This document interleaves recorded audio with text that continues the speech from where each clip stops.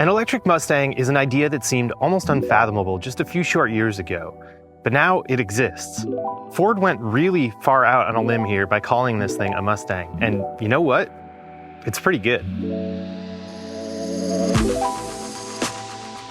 I'm not going to beat around the bush here. The Mustang Mach-E is the most competent electric vehicle not made by Tesla or Porsche on the road right now, and in a few areas is maybe even a little bit better than the EVs Elon Musk has been making for the last decade.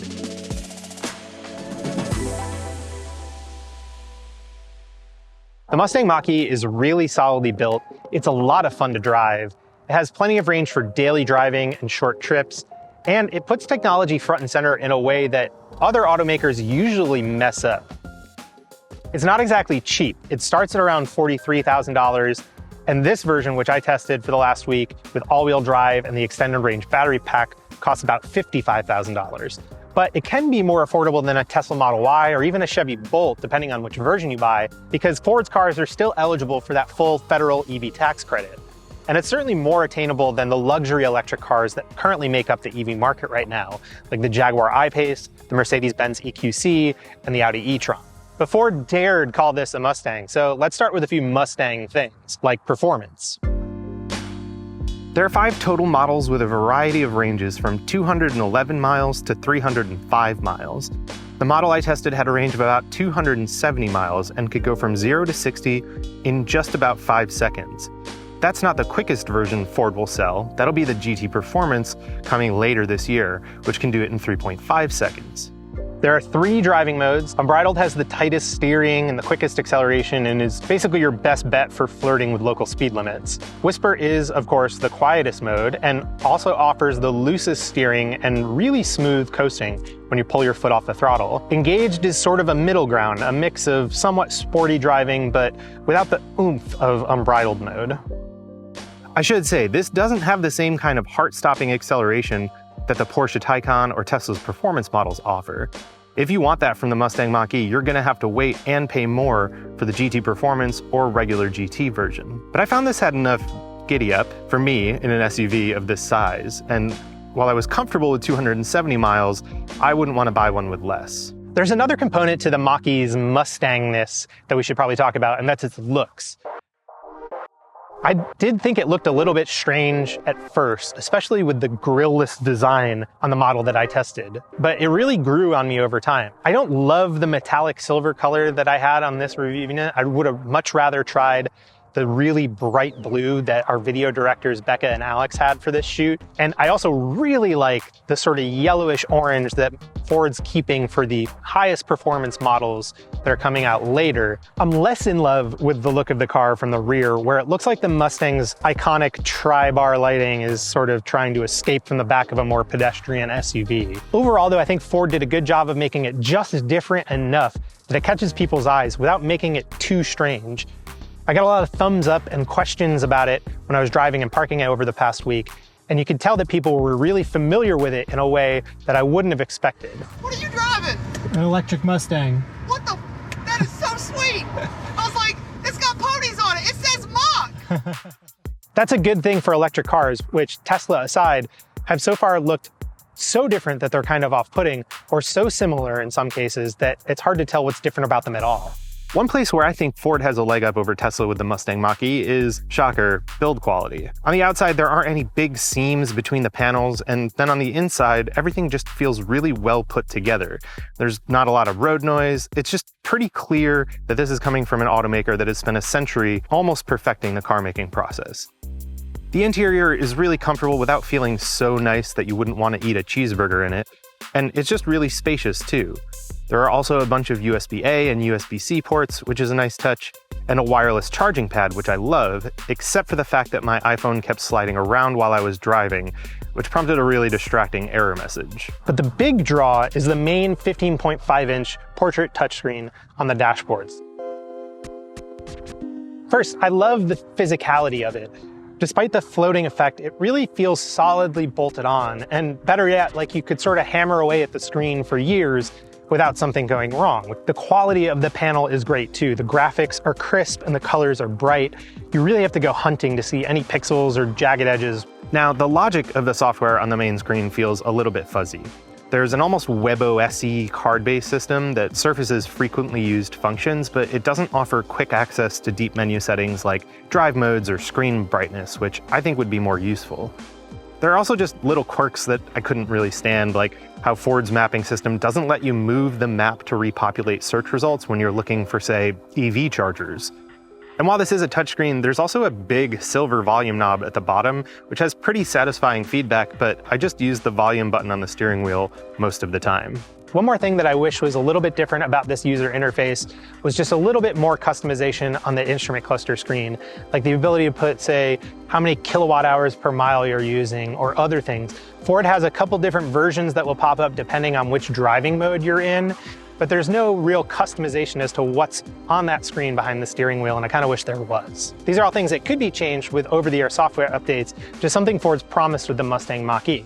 That's something that Tesla has popularized over the years, but big automakers usually tend to get wrong, so here's hoping Ford actually gets it right. There is one big feature that is still missing right now on the Mach-E that I wish I could have tested, which is that Ford's promising a true hands-free driving mode. It'll be the first in Ford's lineup, and it's basically comparable to what GM and Cadillac have been doing for the last few years with Super Cruise. In its place right now, there's just a more normal advanced driver assistance package, which does include things like lane centering, but I did find it to be a little finicky.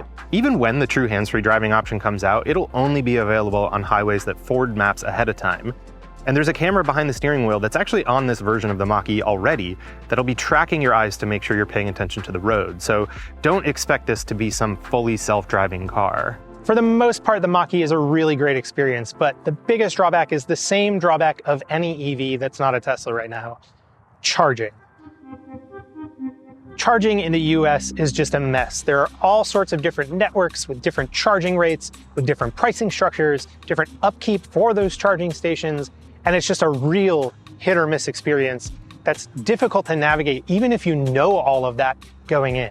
You have to be pretty highly educated on what the different services are and what they offer, and even then, you can still run into problems. For example, I went to an Electrify America station. This is basically Volkswagen's version of Tesla's supercharger network, and still ran into problems. I would plug the Mach-E into one outlet, and it would give me an error message. I would plug it into another, and it would charge way slower than it should. It's enough of a drag already to know that you're gonna have to spend maybe 30 minutes, 40 minutes, maybe even longer at slower stations. But it's worse when you get there and you have to spend more time doing this little do-si-do between all the different charging stations just to find one that's working. And if Volkswagen's network isn't gonna be able to do it, then the smaller networks are certainly gonna have trouble with it. And even when they work well, they're charging your car more slowly. This is a problem and it needs to be fixed. It's not necessarily Ford's problem to fix, though I will say Ford is collecting all of these networks and sort of combining them into what it's called the Ford Pass Charging Network. In theory, it's a really good idea. They're making all these charging networks easy to find in the Ford Pass app or in the dashboard screen of the Mach-E so that you have a one-stop shop for your nearest charging. And Ford's also even trying to bundle some of those services together into your Ford account so that you don't have to have all these different charging accounts and charging apps. You could theoretically just pull up, plug in, and let it take care of all of the financial stuff in the background. That doesn't quite work really well just yet. And the problem that Ford's going to face with this is that people are going to buy this car and use those charging networks and run into some of those problems. And they might wind up thinking, boy, Ford's charging network is a real bummer. And so I hope that those charging networks can improve really quickly. And in fact, a lot of them are all out there right now raising a lot of money trying to do just that.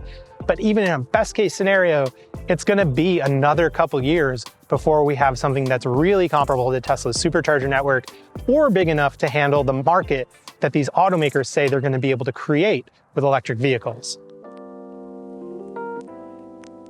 Now, a few other things before I'm done here. One, I didn't have much need for it during the week I spent with this car, but there's a lot of good storage in the Mustang Mach-E. The front trunk is especially big. The car also just feels bigger on the inside than it looks on the outside. In our driveway, for example, it looked comparable in size to our Subaru Impreza hatchback, but from the driver's seat, it felt like I was behind the wheel of a much larger full-size SUV. Some of this comes from the fact that you're riding above the battery pack, which offers a more commanding view of the road. but it's also because the Mach-E has an all-glass roof that offers more headroom in general.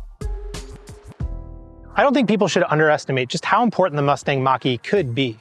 The Mustang branding makes it instantly familiar, and the design is striking enough that it gets noticed right away, without being so out there that it's uncomfortable or weird or alien. It's the kind of car that, in a couple years, if enough of them are on the road, it could really make people take notice and think about buying an electric car in a way that the I-Pace or the Audi e-tron or the Chevy Bolt never have or will. I think Ford is tapping into something only Tesla really does well right now with the Mach-E, which is trying to mix that modern design with increasing ubiquity in a way that could make people feel like they're missing out on something, much like the effect a new iPhone can have.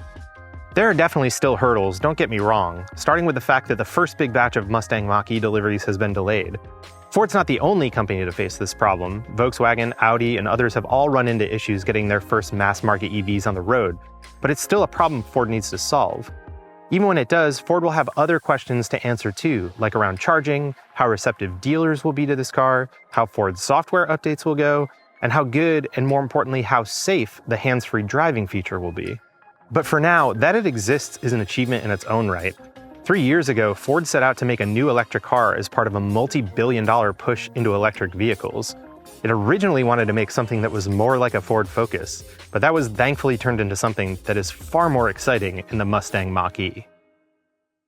Hey everybody, if you have any questions, comments, thoughts, opinions, I'm sure a couple of you out there might have some thoughts about an electric Mustang, let me know in the comments. I'd love to hear what you've got. Thanks for watching.